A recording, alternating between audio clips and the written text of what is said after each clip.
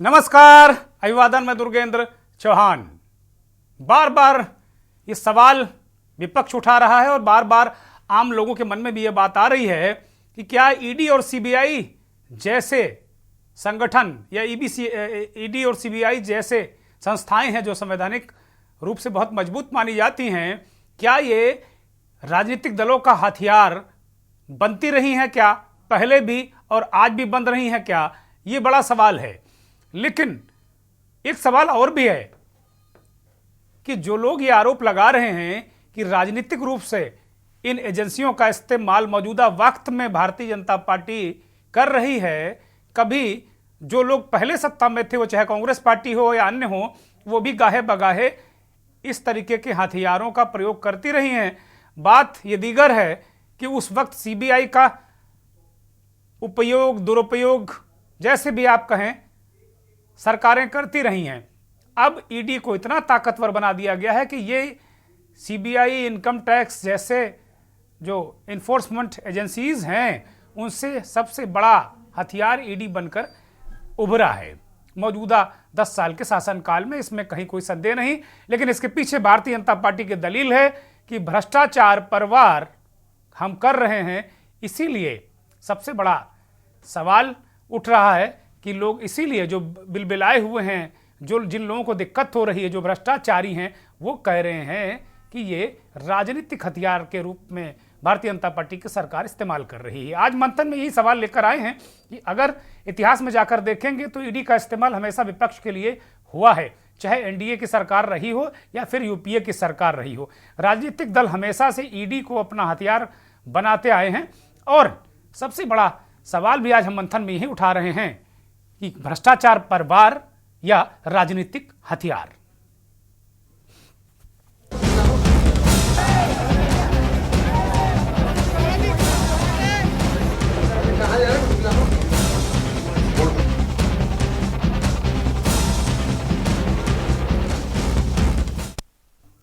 दिल्ली के मुख्यमंत्री अरविंद केजरीवाल की गिरफ्तारी के बाद यह सवाल एक बार फिर नए सिरे से उठा है। आज दिन भर अरविंद केजरीवाल की गिरफ्तारी के खिलाफ पूरे देश में प्रदर्शन हुए। आम आदमी पार्टी के कार्यकर्ता लगातार सुबह से दिल्ली में आईटीओ पर जुटे। पुलिस ने वहां उनको घेरा, खदेड़ा। इसी तरीके से राउ जेवन्नी कोर्ट के आसपास लोगों को फटकने ना देने के लिए भारी इंतजाम किए गए थे।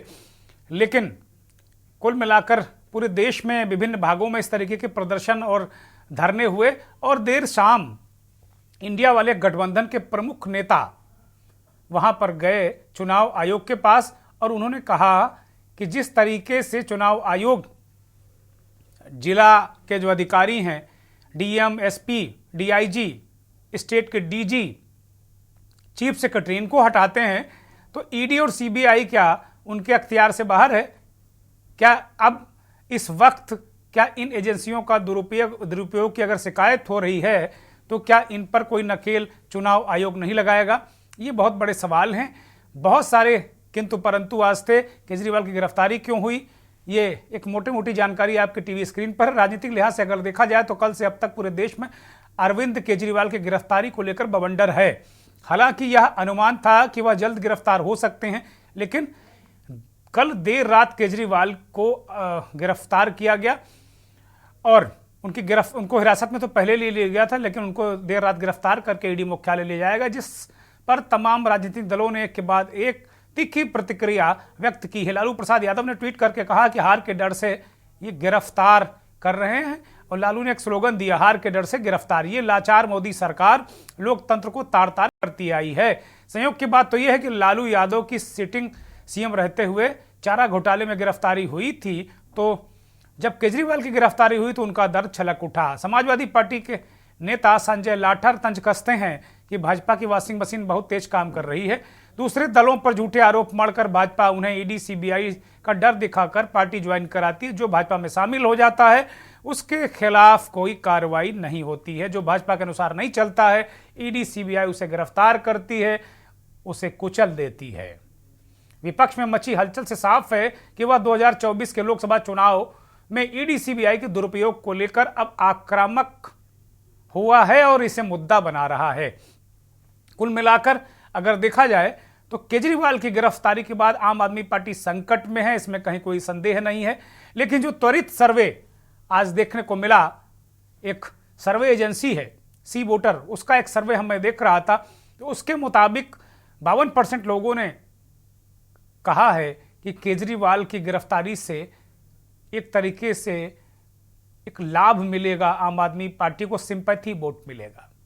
42% लोग इसे गलत मानते हैं।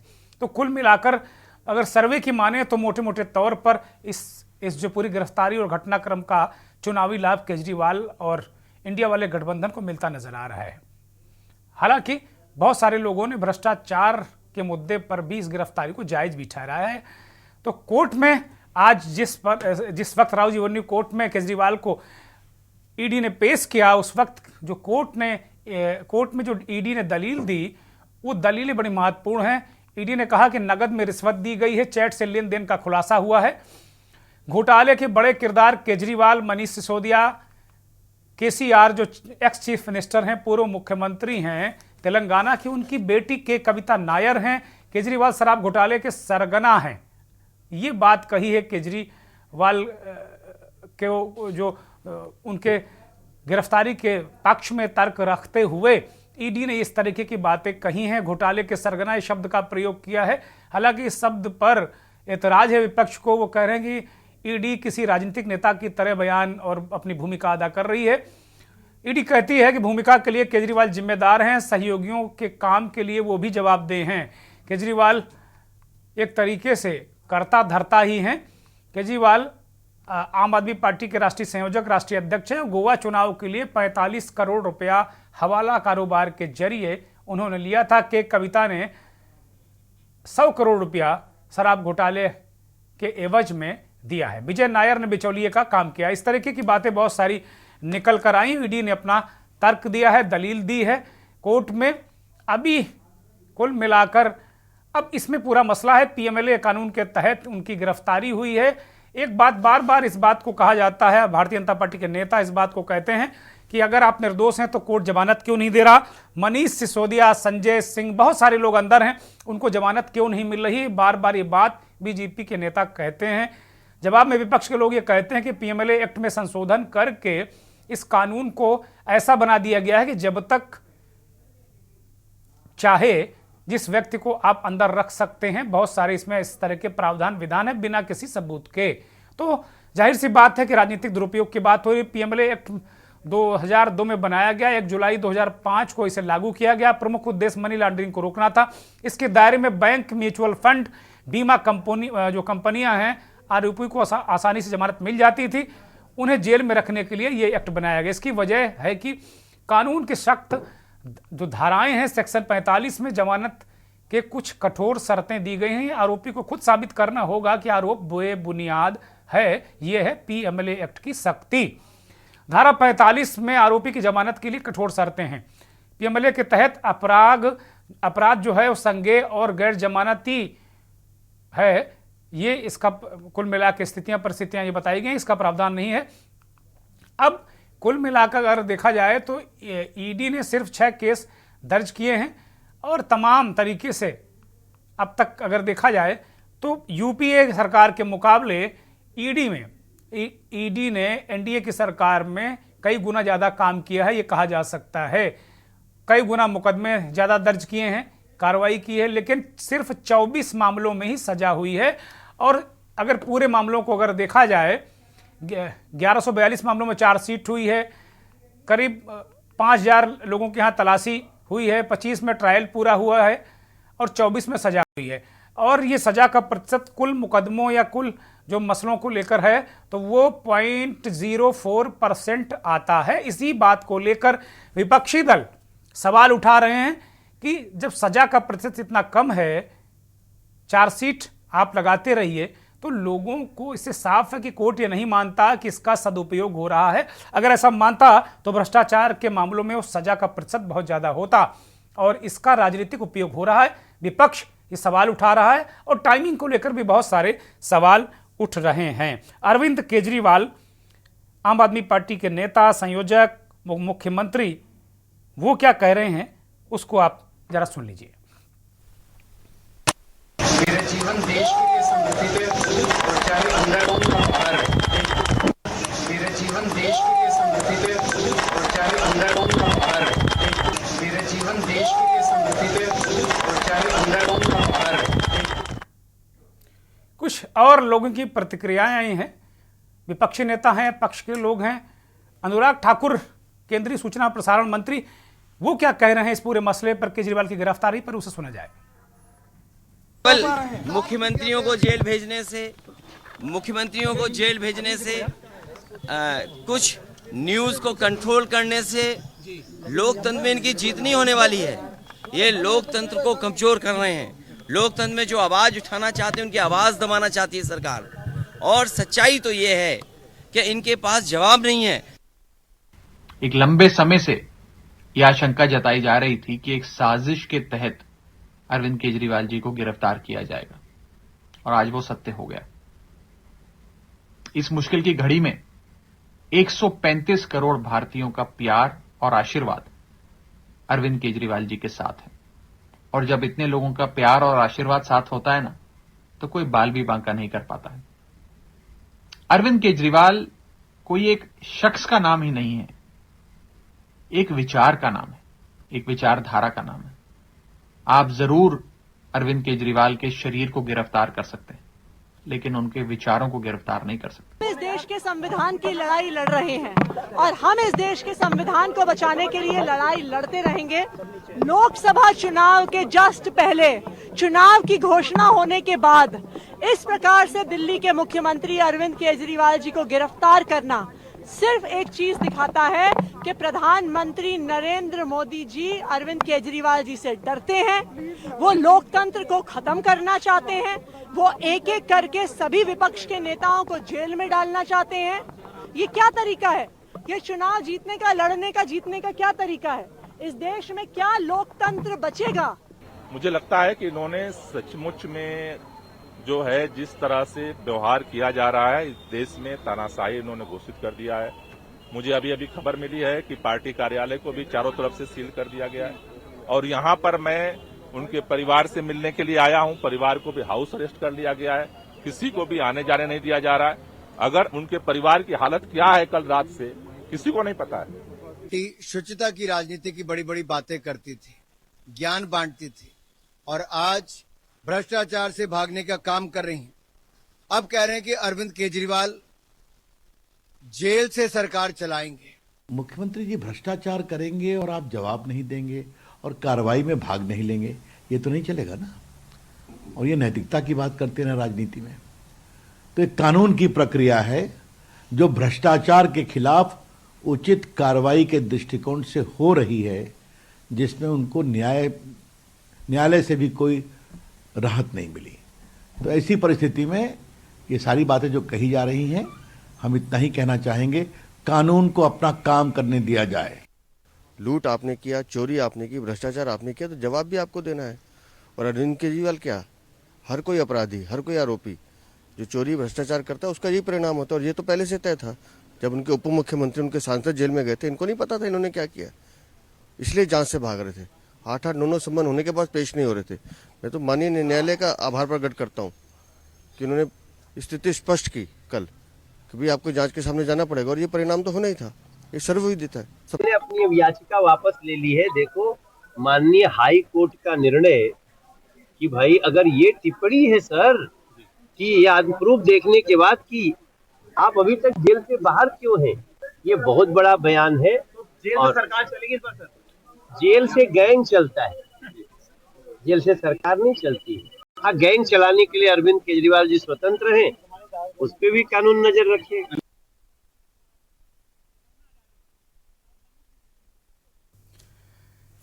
मनोज तिवारी चुटीली टिप्पणी कर रहे हैं, कह रहे जेल से सरकारें नहीं, गिरोह चला करते हैं, गुंडे, बदमाश, माफिया, वो अपने गैंग चलाते हैं जेल से। पता नहीं किस उसमें कहे गए वो, लेकिन अगर जेल से गैंग भी चल रहे हैं तो ये भी एक तंत्र और सिस्टम का फेल्योर है। अरविंद केजरीवाल के गुरु अन्ना हजारे ने क्या कहा वो आपको सुना दें। तो मैंने उसके बारे में 2 बार लेटर लिखा। मुझे बहुत दुख हुआ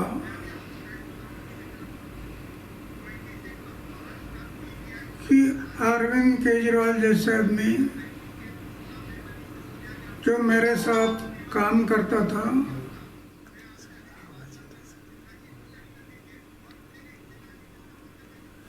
और शराब के बारे में हम लोग आवाज उठाया था, आज वो शराब नीति बना रहा है, जिसका मुझे दुख हुआ। लेकिन करेगा क्या, सत्ता के सामने कुछ नहीं कर सकता। आखिर उसको जो अरेस्ट किया गया, अटक हुआ, वो उनकी कृति से हुआ। पूरे मामले में एक प्रतिनिधि मंडल चुनाव आयोग से देर शाम मिला। केसी वेणुगोपाल कांग्रेस के नेता, सीताराम येचुरी वाम दल के नेता, वामपंथी नेता, सीपीआई के नेता, इसी तरीके से अभिषेक मनु सिंघवी कांग्रेस के नेता, आम आदमी पार्टी के कई नेता, पूरे इंडिया गठबंधन के लोग चुनाव आयोग से मिले और बहुत सारी उन्होंने बातें कही। आयोग से कहा कि भाई जिस तरीके से आप आचार संहिता लगने के बाद सारी सत्ता सिस्टम आपके हाथ में आ जाता है, तो ईडी और सीबीआई क्यों बेअंदाज हैं, इनको क्यों बाहर रखा गया है, इनको क्यों छूट दे रखी गई है। इस दौरान जो भी नियुक्तियां, जो कार्रवाई हो, वो कम से कम चुनाव आयोग के देखरेख में होनी चाहिए और या तो नहीं होनी चाहिए, 2 महीने आगे पीछे करी जा सकती है सारी चीज़ें। इससे चुनाव प्रभावित होगा इस तरह की कार्रवाई से। अभिषेक मनु सिंघवी सुप्रीम कोर्ट के जाने माने वकील, वो उन्होंने चुनाव आयोग को जो कुछ इंडिया ब्लॉक की तरफ से दिया गया लिखकर, उसके बारे में विस्तार से जानकारी दी। ढांचे का जो पूरा कानून है वो ये कहता है, बड़ी बहुत अनूठी बात है भारत के बारे में, कि अगर कोई भी संवैधानिक संशोधन मूल ढांचे के विरुद्ध है तो संवैधानिक संशोधन भी असंवैधानिक करार किया जा सकता है। अब इसको हमने कैसे पक्ष रखा, जब आप इस प्रकार की चुनाव के लिए जो एक समतल जमीन आवश्यक है, अति आवश्यक है, अनिवार्य है, समतल जमीन, उस समतल जमीन को आप बदल देते हैं, उसको समतल नहीं रहने देते हैं दुरुपयोग करके एजेंसीज द्वारा, तो उसका सीधा दुष्प्रभाव पड़ता है स्वतंत्र निष्पक्ष चुनाव पर।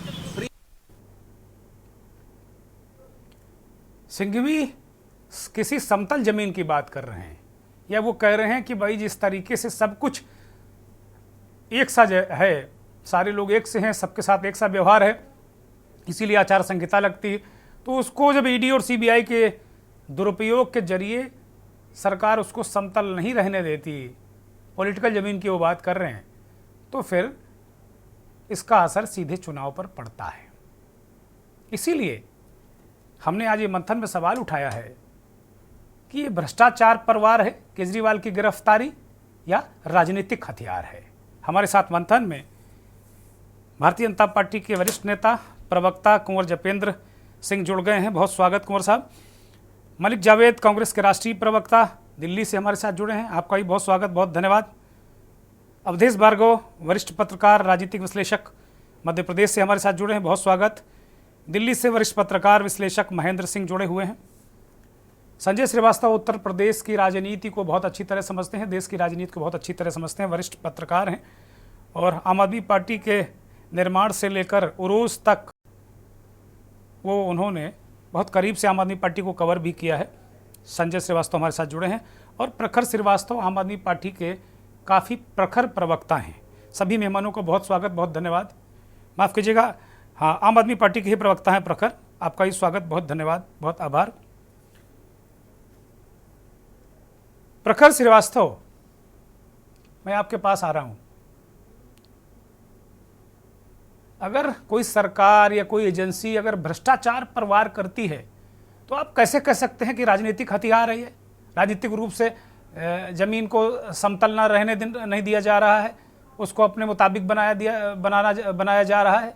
भाई बहुत सारे सबूतों के आधार पे तो केजरीवाल की गिरफ्तारी हुई होगी। प्रखर,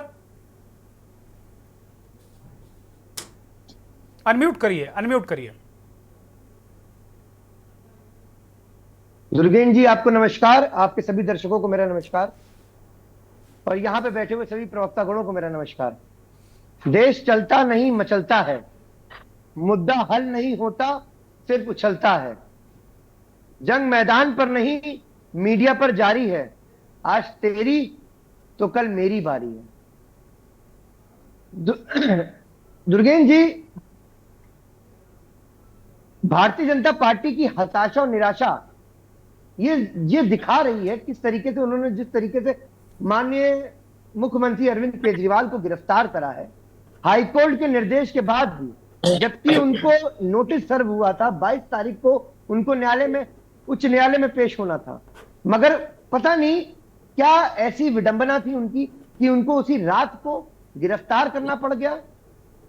साफ भारतीय जनता पार्टी के प्रकोष्ठ ईडी ने किस तरीके से उच्च न्यायालय की अवहेलना करी, ये हम लोगों को भी पता है और आपके सम्मानित दर्शकों को भी पता है। और रही बात दुर्गेन जी, मैं आपसे पहले भी कहता हुआ हूं, आज भी कहता हुआ हूं, हम लोग ईडी को एंटरटेनमेंट डिपार्टमेंट कहते हैं।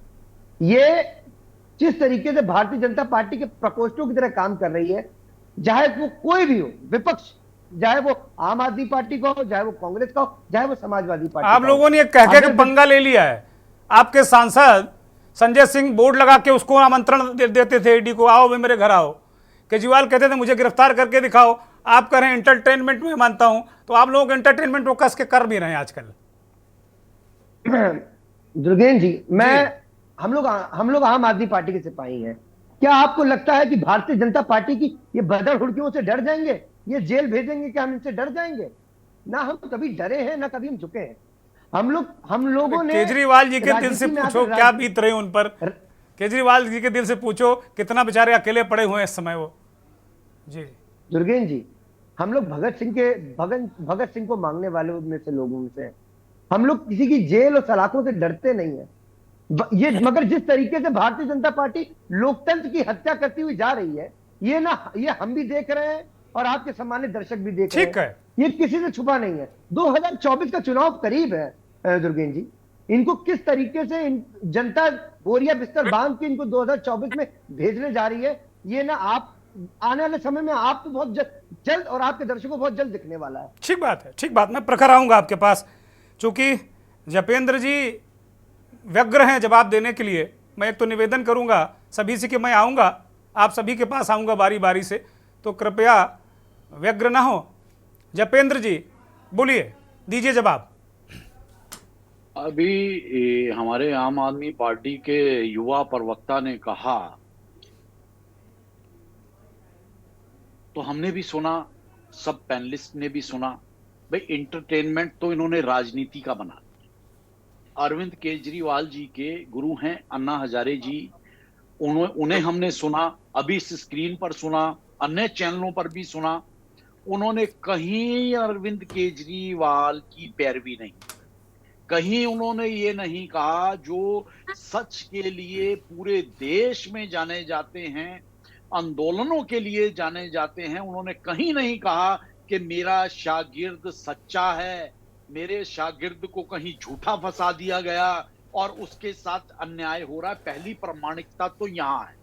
अब दूसरी तरफ आ जाएं, बहुत बड़ी बड़ी बातें करी आम आदमी पार्टी ने, भ्रष्टाचार के खिलाफ पूरे देश में एक आंदोलन खड़ा करा, इन देश के युवाओं को एकजुट करा, और उसके बाद करा क्या, इनके तो कहते हैं ना कि पूत के पांव पालने में ही नजर आ जाते थे। तो पहली सरकार में जब पहला गोपाल राय जी की मिनिस्ट्री में परमिट घोटाला हुआ, तो वहीं से समझ आ गया था कि अब इस सरकार की अगली चाल क्या है। सिवाय धन संग्रह करने के, भ्रष्टाचार करने के, आपने कोई विभाग अपने पास नहीं रखा। ठीक है, अच्छी बात है आपने नहीं रखा, क्योंकि आपको पता था कि हमने करना क्या है और उन चीजों से निजात कैसे पाई जाएगी। आपने नहीं वो करा, लेकिन आपके मंत्री निरंतर भ्रष्टाचार करते रहे, निरंतर लेन देन होता रहा, और आपको पिछले 6 महीने से निरंतर पूछताछ के लिए बुलाया जा रहा था, आप उसकी भी अवहेलना करते रहे, आप जांच एजेंसियों को भी धत्ता बताते रहे, आप हर चीज को राजनीति से जोड़ने के माहिर थे। ठीक है, समझ में आता है, लेकिन वो पॉजिटिव वे में जब तक था तब तक इस देश का युवा समझ रहा था। आप अपने आंदोलनों में, अपने कार्य प्रणाली में आप भगत सिंह, राजगुरु, सुखदेव, उनके आप क्रांतिकारियों के चेहरों का आपने इस्तेमाल करा। क्या अब इस देश के अंदर अगर कोई राजनीतिक दल या कोई ऐसे नए चेहरे भ्रष्टाचार के खिलाफ आकर राजनीति मुहिम शुरू करने का प्रयास करेंगे तो युगों युगों तक उन नए लोगों के ऊपर देश का युवा भरोसा नहीं कर पाएगा, क्योंकि आपके खिलाफ इतने सबूत मिल चुके हैं, इतने सबूत मिल चुके हैं, आपका आधा मंत्रालय जेल में है। तो ये लोकतंत्र की महिमा है। अरे अब तो मुख्यमंत्री जेल में है, बाकी लोगों को कुंवर साहब मुख्यमंत्री जेल में है, उप मुख्यमंत्री जेल में है, पूरा मंत्रिमंडल जैसा आप कह रहे हैं, तो अब तो जब आप लोग भेजने पर ही तुले हुए हैं तो जाहिर सी बात वो रहेंगे। मुझे एक ब्रेक का इशारा हो रहा है, मैं आऊंगा, मैं लौट रहा हूं, मुझे एक ब्रेक का इशारा हो रहा है, मैं एक ब्रेक पर जाऊंगा और ब्रेक से लौटूंगा तो कांग्रेस पार्टी की क्या भूमिका है इस पूरे घटनाक्रम पर। एलआई जो है, इंडिया वाला गठबंधन है, केजरीवाल की गिरफ्तारी उसके लिए कितना बड़ा सेटबैक है, ये जानेंगे। आप देख रहे हैं के न्यूज, खबरों का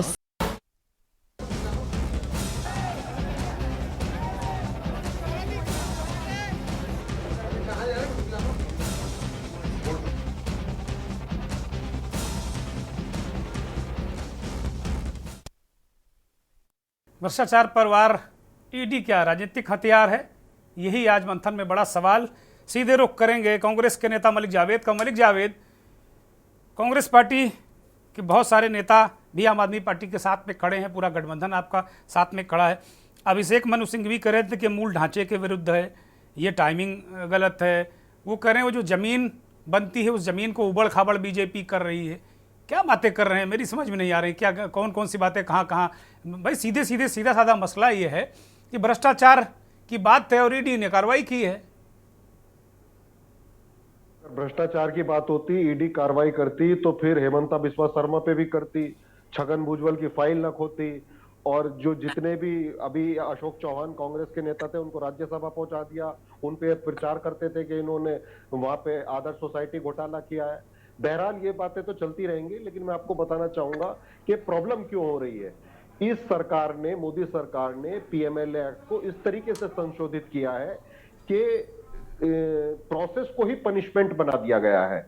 अब प्रोसेस ही पनिशमेंट है। कोर्ट तो बहुत बात की बात है, बार बार कहते हैं बेल क्यों नहीं मिल रही, बेल क्यों नहीं मिल रही। प्रोसेस ही पनिशमेंट है। इस पूरा जो क्रिमिनल लॉ का सिस्टम है उसमें आरोपी को सिद्ध नहीं करना पड़ता कि उसने कुछ गलत किया है, वो प्रोसिक्यूशन को सिद्ध करना पड़ता है। लेकिन इस पीएमएलए एक्ट में उल्टा है, आप पे जो चार्ज लगाया जाता है, ईडी लगाती है, तो आपको प्रूफ करना पड़ता है। और इसमें सबसे खतरनाक जो संशोधन इन्होंने किया है, प्रोसीड ऑफ क्राइम को ये डिफाइन नहीं कर पाए कि प्रोसीड ऑफ क्राइम कैसा हो रहा है। और बार बार अभी जतिंद्र भाई कह रहे थे बहुत सारे सबूत मिल गए, बहुत सारे ये मिल गए। मुझे ये बता दें कितने रिकवरी हुई मनी की। और ईडी जो है आज वसूली डिपार्टमेंट बन चुका है भाजपा का। ये छापा मारते थे और कंपनियां इनको चंदा देती थी। वो सुप्रीम कोर्ट में पूरी दुनिया में उजागर हो गया है कि ईडी किस तरीके से काम कर रही है। ईडी की क्रेडिबिलिटी जो है भाजपा ने खत्म कर दी है, समाप्त कर दी है। आज देखने में ये आ रहा है जहां छापा मारती है ईडी वही चंदा भाजपा को दे देती है। 350 करोड़ कोई दे रहा है, 200 करोड़ कोई दे रहा है। कोई कंपनी तो ऐसी जिसका 20 करोड़ का टर्नओवर है और 100 करोड़ भाजपा को चंदा दे रही है। तो भाजपा का ये इलेक्शन डिपार्टमेंट है जो कि इनके लिए चंदा वसूली कर रहा है और विपक्ष को जेल में डालने का काम कर रहा है। और यही कार्रवाई जब भाजपा के नेताओं पे होती है तो मुझे बता दो कितने, 1-2 केस बता दो, उदाहरण जतिंद्र भाई 2 उदाहरण बता दो जहां भाजपा के नेताओं पे कार्रवाई हुई और जेल गए हो। नहीं दे पाएंगे ये। आपने चौहान साहब बहुत अच्छी रिपोर्ट प्रस्तुत की शुरुआत में, आपने पूरा ब्रेकडाउन दिया। कन्विक्शन रेट आपने खुद बताया कि 0.04% कन्विक्शन रेट है। और इनकी सरकार ने पार्लियामेंट में कहा था कि 2014-15 से लेके 2021-22 तक 888 केस दर्ज हुए, केवल 23 से 24 केसेस में कन्विक्शन हुआ है। ऐसी सरकार है, केवल ये हथियार बना के आपने जो ये टाइटल चुना है, ये हथियार ही इस्तेमाल कर रही है सरकार। ये हथियार ही है इनका कि विपक्ष को कैसे दबाया जाए, आवाज कैसे दबाई जाए, और ये तानाशाही पे उतर गए। ये एक कड़ी है तानाशाह को तानाशाह बनाने में, जिस तरीके से आज ईडी कार्रवाई कर रही है और इलेक्शन कमीशन कुछ नहीं कर रहा है। प्रधानमंत्री जी तमिलनाडु में प्रचार करते हैं और कहते हैं। जावेद भाई रोक रहा हूं आपको, जावेद भाई रोक रहा हूं। इस वक्त एक बड़ी खबर दर्शकों को बता दें, दिल्ली के गिरफ्तार मुख्यमंत्री अरविंद केजरीवाल को 6 दिन की रिमांड पर भेजा गया है। कोर्ट ने, राउज एवेन्यू कोर्ट ने केजरीवाल को 6 दिन की रिमांड मंजूर की है। ईडी ने उनकी रिमांड मांगी थी और ईडी चाहती थी कि इससे ज्यादा वक्त मिले, 15 से 20 दिन वो चाहते थे। मिनिमम ईडी की डिमांड थी कि 10 दिन तो उन्हें रिमांड दी जाए। बहुत सारी बातें करनी है केजरीवाल से, बहुत सारी रिकवरी है, लेकिन राउज एवेन्यू कोर्ट ने सिर्फ 6 दिन की रिमांड दी है। इससे साफ हो गया है कि अरविंद केजरीवाल फिलहाल ईडी की रिमांड पर रहेंगे और उनसे पूछताछ होती रहेगी। कि इस वक्त दर्शकों के लिए एक बड़ा अपडेट, एक बड़ी खबर, दिल्ली के मुख्यमंत्री जो गिरफ्तार हैं शराब घोटाले में, चर्चित शराब घोटाले में, अरविंद केजरीवाल, उनको 6 दिन की रिमांड पर भेजा गया है। ईडी की रिमांड पर वो रहेंगे। ये फैसला राउज एवेन्यू कोर्ट का है। वापस अपने कार्यक्रम मंथन में आते हैं। सवाल कि क्या ईडी राजनीतिक हथियार है या भ्रष्टाचार पर वार है, इस पर बात हो रही है। मलिक जावेद ने बहुत सारी बातें कहीं, जरा मैं पत्रकारों का रुख कर लेता हूं। अवधेश भार्गव हमारे साथ जुड़े हुए हैं। अवधेश जी, जैसा कि भी बीजेपी के नेता ने कहा, बहुत सारी बातें निकल कर आई। ये कहा जा रहा है कि भाई बहुत अरविंद केजरीवाल अगर भ्रष्टाचारी नहीं होते तो भाग क्यों रहे होते, बहुत सारी चीज़ें हैं। इसको टाइमिंग पर भी सवाल उठ रहा है कि भाई टाइमिंग ये क्यों चुनी गई, आगे पीछे हो सकता था। बीजेपी की दलील है कि भाई अब कार्रवाई तो टाइमिंग देख कर नहीं होगी, इस देश में चुनाव होते ही रहते हैं। आप किस दृष्टिकोण से देख रहे हैं इसको? देखिए दुर्गेन जी, इंडिया अगेंस्ट करप्शन से एक नेता का उदय हुआ, वो थे अरविंद केजरीवाल। कांग्रेस के करप्शन के विरुद्ध लड़ाई लड़ करके केजरीवाल आगे आई और आज वही कांग्रेस करप्शन के मुद्दे पर केजरीवाल के साथ खड़ी है। सबसे पहले तो ये घटनाक्रम देखें। दूसरी बात यह है कि जहां तक कॉकटेल का करप्शन है तो राजनीतिक दल जरूर इसको पसंद करते होंगे, लेकिन गालियां सिर्फ नरेंद्र मोदी को मिलती। मंथन हर व्यवस्था में होना चाहिए और मंथन ही अस्तित्व की सतत प्रतिक्रिया भी होती है। अमृत मंथन में जहर भी निकलता है, अमृत भी निकलता है। अगर सब अमृत धारण कर लेंगे तो जहर कौन धारण करेगा? तो इस समय ये जो मंथन हो रहा है वो अरविंद केजरीवाल जो भ्रष्टाचार के अगेंस्ट में लड़ करके आगे आए थे और उन्होंने आज वो गालियां किसको, जहर किसको मिल रहा है? रूलिंग पार्टी को। सबसे बड़ी चीज है, आप ये देखिए कि आपको जब मेरी आवाज आ रही है? हाँ, दर्शक सुन रहे हैं, बोलिए आप जी। आपको जब इतनी बार ईडी ने बुलाया, 5-7 बार बुलाया, आप टालते रहे, यानी आपकी नजर में भारतीय संविधान या भारतीय कानून की कोई महत्ता नहीं। कोई व्यक्ति कानून से बड़ा नहीं हो सकता। मुझे याद है कि अगर किसी को अच्छा शासक कहा गया, किसी को तानाशाह कहा गया तो इंदिरा गांधी थी, उन्हें भी जेल जाना पड़ा था। तो आप कानून को दरकिनार करते रहे। आज आप कह रहे हैं चुनाव के टाइम में हमारी गिरफ्तारी हो गई, आप पार्टी के लिए चुनाव के टाइम में गिरफ्तारी हो गई। अवधेश जी, कुछ तस्वीरें दिखा दे। अवधेश जी, रोक रहा हूं आपको, दर्शकों को कुछ तस्वीरें दिखा दें। अरविंद केजरीवाल को लेकर जेल जाया जा रहा है, ईडी उन्हें जेल लेकर जा रही है। 6 दिन की रिमांड मिली है, फिलहाल रात उनकी जेल में कटेगी। ये सीधी तस्वीरें, सीधी और अहम तस्वीरें दिल्ली से, उनको जेल ले जाने की तैयारी है। अभी निकलने वाले हैं अरविंद केजरीवाल। ये सीधी तस्वीरें हैं दिल्ली से, ईडी मुख्यालय से ये तस्वीरें हैं, ईडी के दफ्तर की ये तस्वीरें हैं। कोर्ट, राउज एवेन्यू कोर्ट में उनको 6 दिन की रिमांड पर भेजा गया है। ईडी की रिमांड पर अरविंद केजरीवाल रहेंगे। ये सीधी तस्वीरें हैं। अभी ऐसा लग रहा है कि अरविंद केजरीवाल आपकी स्क्रीन पर निकलते नजर आएंगे।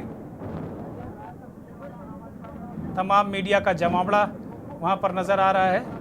अरविंद केजरीवाल को रिमांड पर भेजा गया है। ईडी उनके साथ पूछताछ करेगी, बहुत सारे अहम सबूत भी जुटाएगी, क्योंकि हाई कोर्ट ने यह भी कहा है, ईडी को वक्त दिया है कि वो अरविंद केजरीवाल के खिलाफ सबूत हाई कोर्ट में पेश करे। तो ये भी एक बड़ी चुनौती है, क्योंकि कोर्ट ने पूछा था कि अरविंद केजरीवाल के खिलाफ क्या सबूत हैं, अगर वो कोई महत्वपूर्ण सबूत हैं तो आप उनको गिरफ्तार करिए, लेकिन वो सबूत भी आपको कोर्ट में रखने होंगे।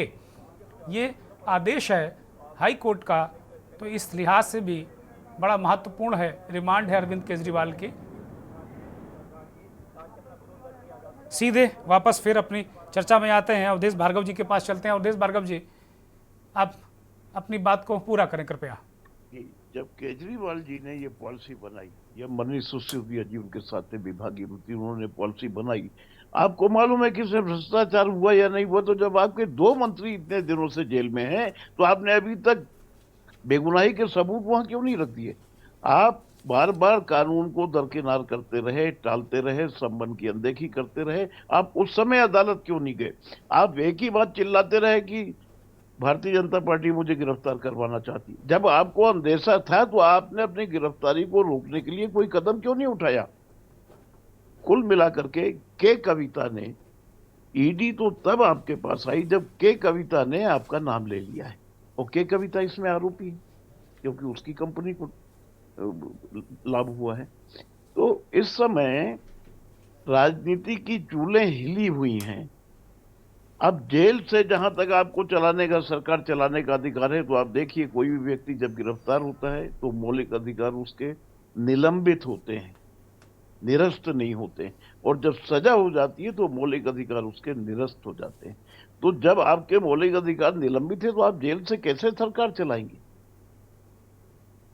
तो कुल मिलाकर के आपके पास अगर ऐसे कोई सबूत है तो आप रखिए, आप जनता को बताइए। आपने इतना मौका मिला आपको, आप अपने 2 मंत्रियों को नहीं छुड़ा पाए पहले। अगर आप बेगुनाह थे तो आप अपनी पॉलिसी रखते वहां पर, आप बताते कि नहीं इसमें भ्रष्टाचार नहीं हुआ है, लेकिन आपने ऐसा नहीं किया। ठीक है। तो आज जो सिर्फ जनता को बरगलाना, जनता के बीच में भ्रम पैदा करना। अब देखिए ईडी ने कांग्रेस का खाता भी सीज कर दिया। वो कह रहे हैं हम चुनाव कैसे लड़ेंगे, यानी उन्हें पता चल गया कि वाकओवर दे रहे। तो कुल मिलाकर ये जनता के दिमाग में भ्रम पैदा करना है। कानून को अपना काम करने दीजिए, आप अपना काम करिए। अगर आप बेगुनाह है आप अपने सबूत लाइए। ठीक बात है, ठीक बात। ये सीधी तस्वीरें पहले देख ली जाए, फिर रुख करेंगे संजय श्रीवास्तव का। केजरीवाल को लेकर ईडी निकली है जेल में उनका दाखिला करने के लिए। ये सीधी तस्वीरें हैं, ये सीधी तस्वीरें हैं, दिल्ली की तस्वीरें हैं। दिल्ली के मुख्यमंत्री अरविंद केजरीवाल जो कभी इसी तरीके की लाव लश्कर और काफिले के साथ में निकलते थे, आज उन्हें ईडी लेकर जा रही है। गिरफ्तार हैं वो, अभी इस्तीफा नहीं दिया है, कह रहे हैं जेल से ही सरकार चलाएंगे। ये सीधी और अहम तस्वीरें अपने दर्शकों के लिए। दिल्ली से ओझल, आंखों से ओझल, कैमरे से ओझल, सीधे डिबेट पर संजय श्रीवास्तव का रुख करूंगा। संजय श्रीवास्तव, अवधेश भार्गव जी ने बहुत सारे सवाल उठाए, भारतीय जनता पार्टी के प्रवक्ता ने बहुत सारे सवाल उठाए। वो कह रहे हैं कि भाई भ्रष्टाचार है तो आप अपने लोगों को छुड़ा लेते, बहुत सारी चीजें कर लेते, तो इसमें फिर राजनीति कहाँ है? तो भ्रष्टाचार परवार है, राजनीतिक हथियार कैसे हुआ ये?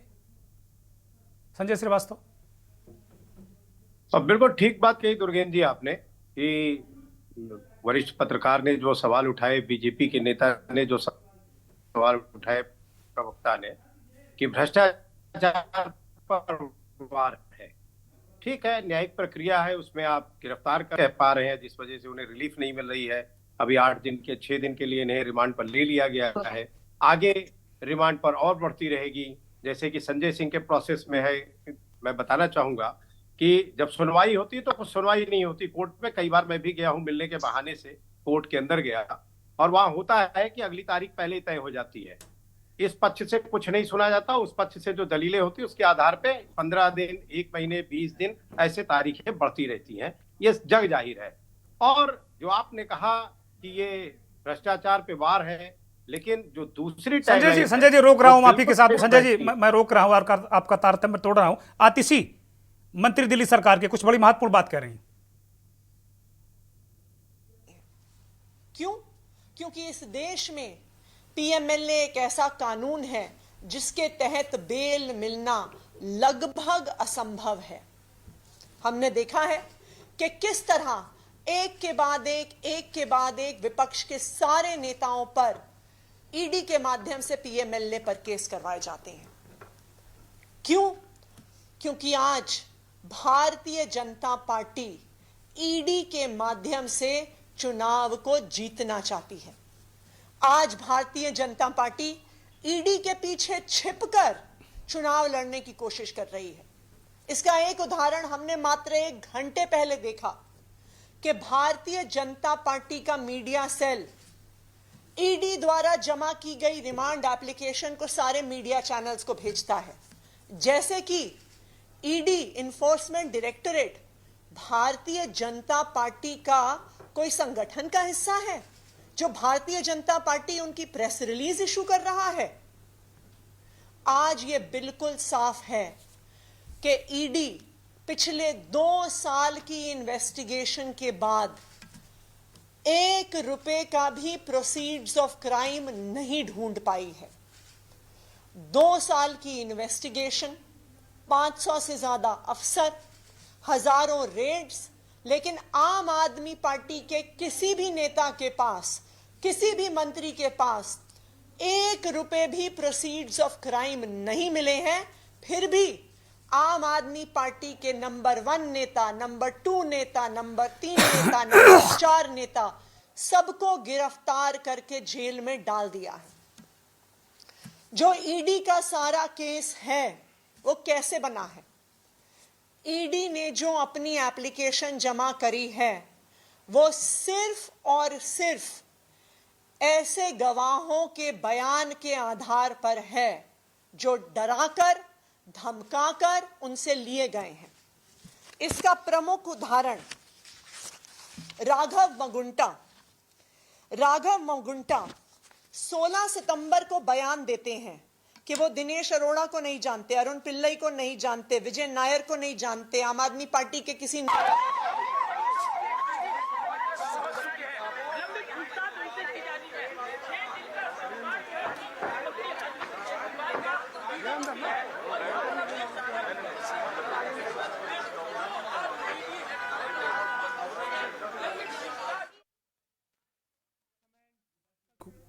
कुल मिलाकर साफ साफ तौर पर यह कहा गया कि उन लोगों के बयान के आधार पर अरविंद केजरीवाल, संजय सिंह, मनीष सिसोदिया को आरोपी बनाया गया है, जो खुद ही इस मामले में लिप्त हैं या उन लोगों ने वो सरकारी गवाह बन गए हैं। ये सारी बातें अभी आतिशी मरलेना कह रही हैं।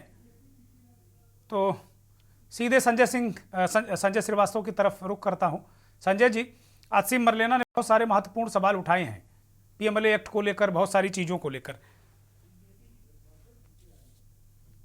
हाँ बिल्कुल दुर्गेश जी, बहुत सारी चर्चाएं हो गई हैं। मुझे लगता है समय बहुत कम होगा, मैं बहुत कम शब्दों में कुछ चीजें कहना चाहता हूं।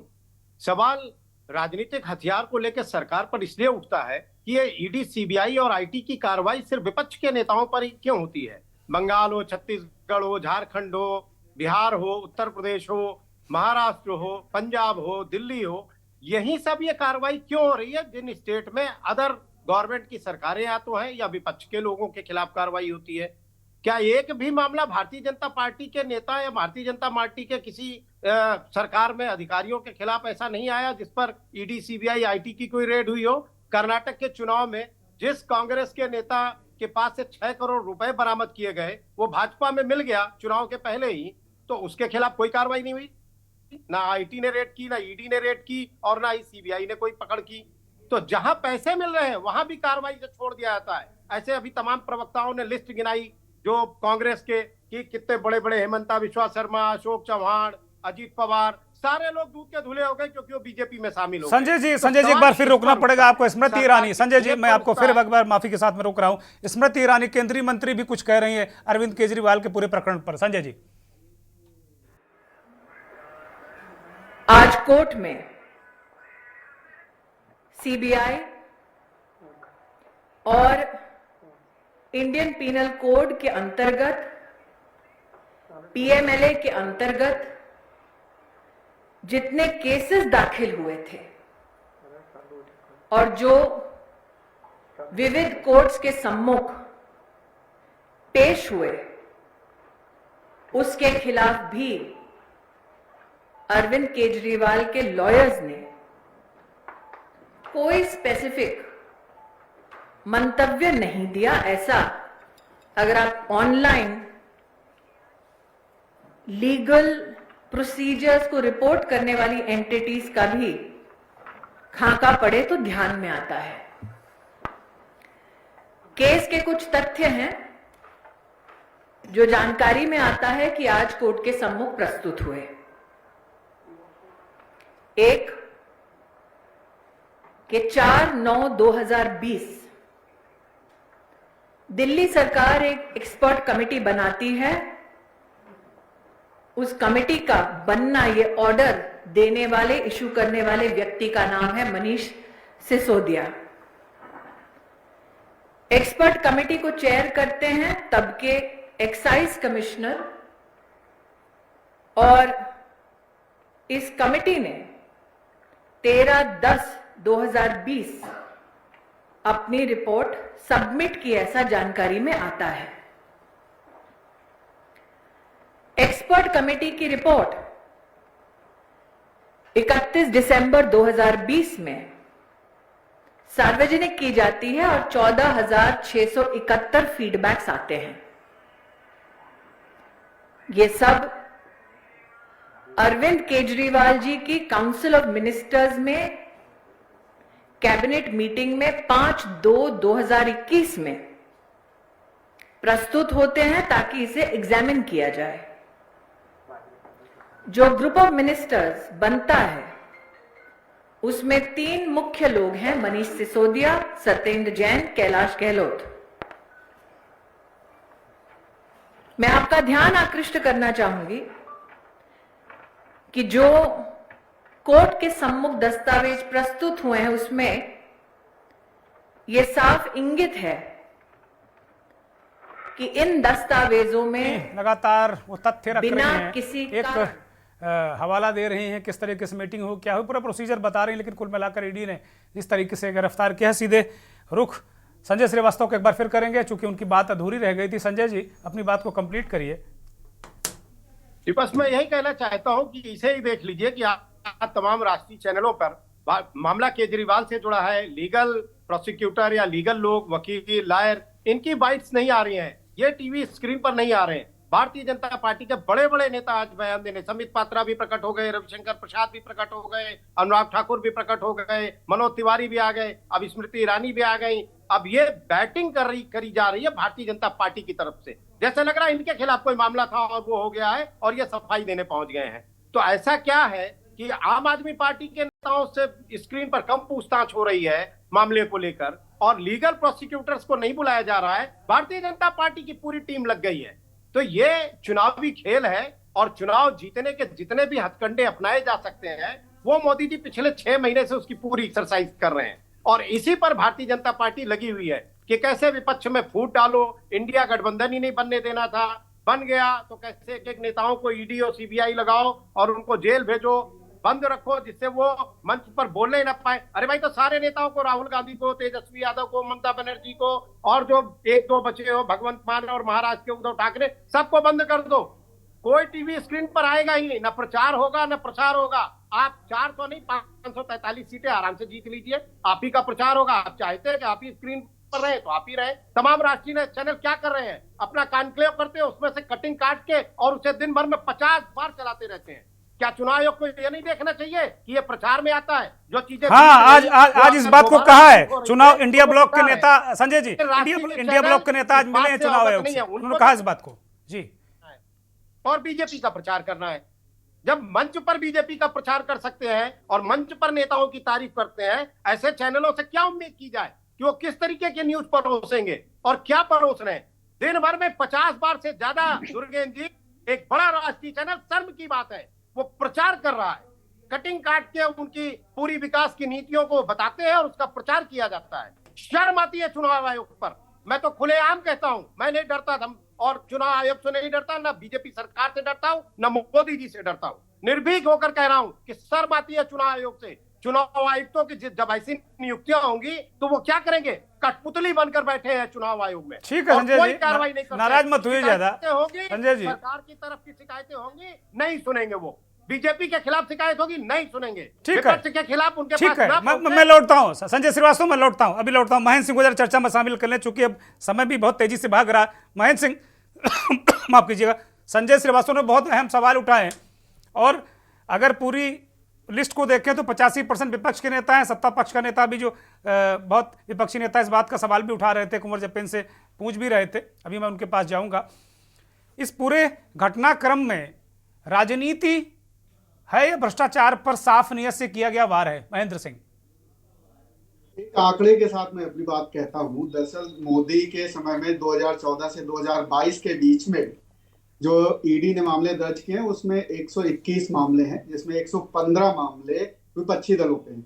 ये स्कोर होता है 95%। वहीं अगर यूपीए सरकार के समय में देखा जाए तो 26 नेताओं पे मामले दर्ज हुए थे, जिसमें 14 विपक्षी नेता थे, यानी 54% स्कोर। तो आप सोचिए कि 95% विपक्ष के नेताओं को अगर उन पे केस दर्ज होते हैं तो और कुछ कहने की जरूरत नहीं है कि ये राजनीतिक तौर पर प्रेरित मामले हो सकते हैं। अब रही बात कि क्या भ्रष्टाचार को वाकई खत्म करना चाहते, तो अगर भ्रष्टाचार को वाकई खत्म करना चाहते तो बंगाल का शारदा चिट फंड घोटाला, जिसमें कि बड़े बड़े नेता शामिल थे और बड़े आरोप लगते थे, वो सारे बीजेपी में आ गए, मामले दब गए। ऐसे ही महाराष्ट्र का आदर्श आवास घोटाला था, उसमें भी बड़े बड़े लोग शामिल थे, मामले चल रहे थे, वो इनकी पार्टी में आ गए, तो वो मामले क्लीन चिट मिल गई, वो उनमें कोई प्रोसिक्यूशन कुछ नहीं होना। तो और जो कन्विक्शन रेट है वो भी बहुत कम है सीबीआई और ईडी का। तो साफ जाहिर है कि ये, अगर आप साफ साफ कहें तो ये कह सकते हैं कि ये पूरा खेल राजनीतिक है। भ्रष्टाचार खत्म करने का कोई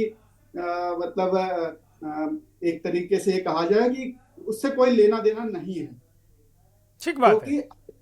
हाँ, क्योंकि अगर भ्रष्टाचार खत्म करना होता तो निष्पक्ष तरीके से जो एजेंसियां काम करती हैं उनको करने देना चाहिए। अब 95% का विपक्ष के लोग, सारे के सारे विपक्ष के लोग भी भ्रष्टाचार करते हैं, एक भी बीजेपी। महेंद्र सिंह, लेकिन इसको इस तरह भी तो देख सकते हैं महेंद्र सिंह कि विपक्ष के लोग ही भ्रष्टाचार कर रहे हैं, इस तरह भी तो कह सकते हैं आप।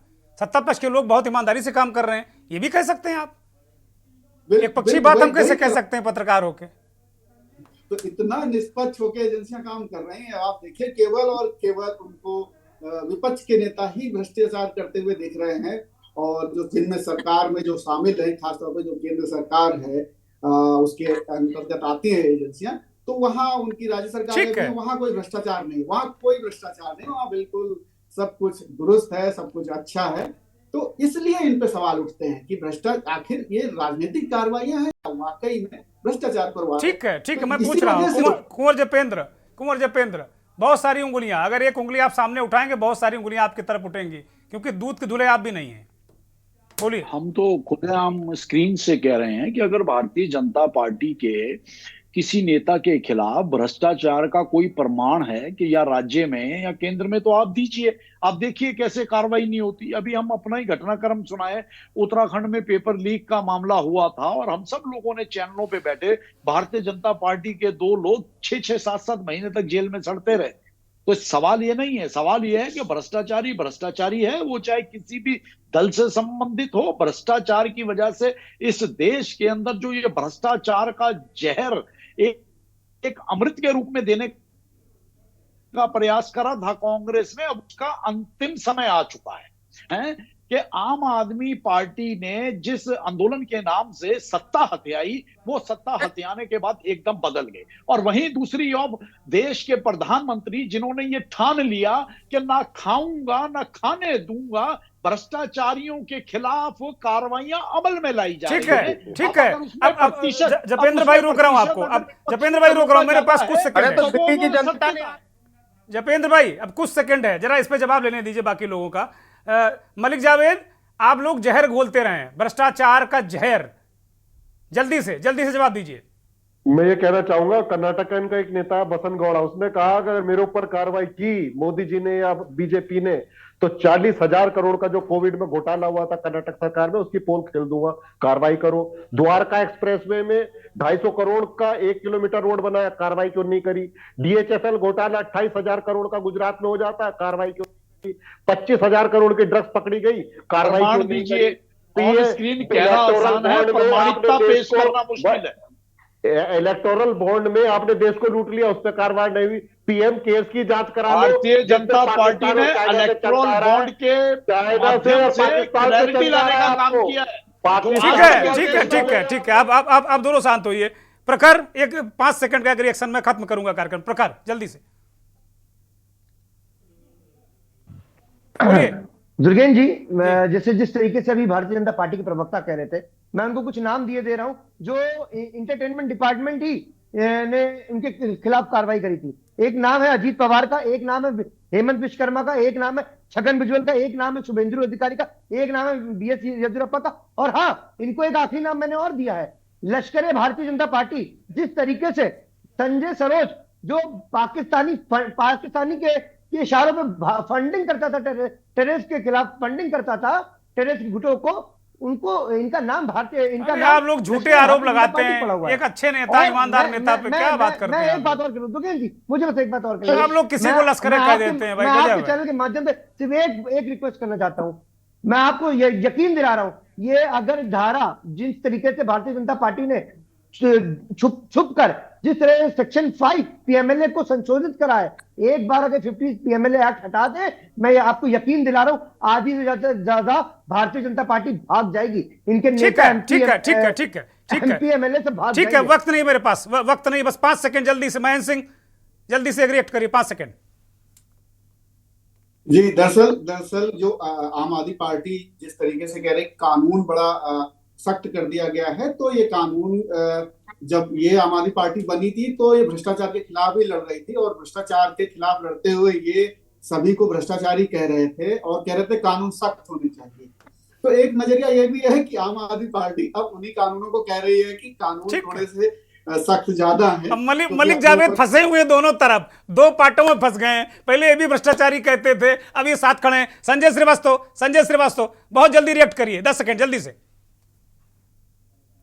बस मैं कंक्लूड ये कर रहा हूं कि इलेक्टोरल बॉन्ड का खुलासा जिस दिन हुआ, सुप्रीम कोर्ट ने जिस दिन किया, उस दिन हरियाणा में बवंडर हुआ। उसी तरीके से जैसे जैसे इलेक्टोरल बॉन्ड के खुलासे बढ़ते जाते हैं, ये कुछ न कुछ करके उसकी खबरों को खा जाते हैं, और मामला और कुछ नहीं है। इलेक्टोरल बॉन्ड में फंसी हुई बीजेपी इस तरीके की चीजें षड्यंत्र के तहत कर रही है, जिससे इलेक्टोरल बॉन्ड की खबरें ना तो टीवी स्क्रीन पर दिखे, ना अखबारों में दिखे, और न जनता के बीच जाए, उनकी कलई खुले और चुनाव में उनकी फजीयत। ठीक है, अवधेश जी 5 सेकंड जल्दी से कंक्लूड करिए। अवधेश जी देखिए, देश जो है वो सहानुभूति पर चलता है। सहानुभूति के सहारे लोग 400 सीटों से ज्यादा ले गए। तो भारतीय जनता पार्टी इतनी नासमझ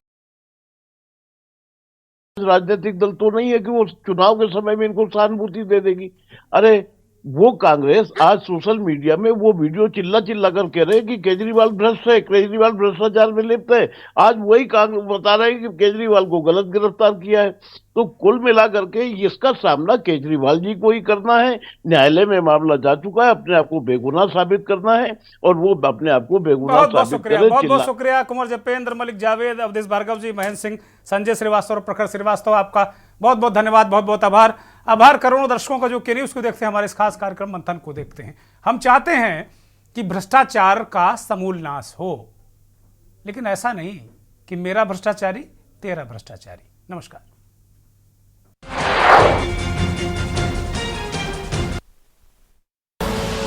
आप देख रहे हैं के न्यूज़, खबरों का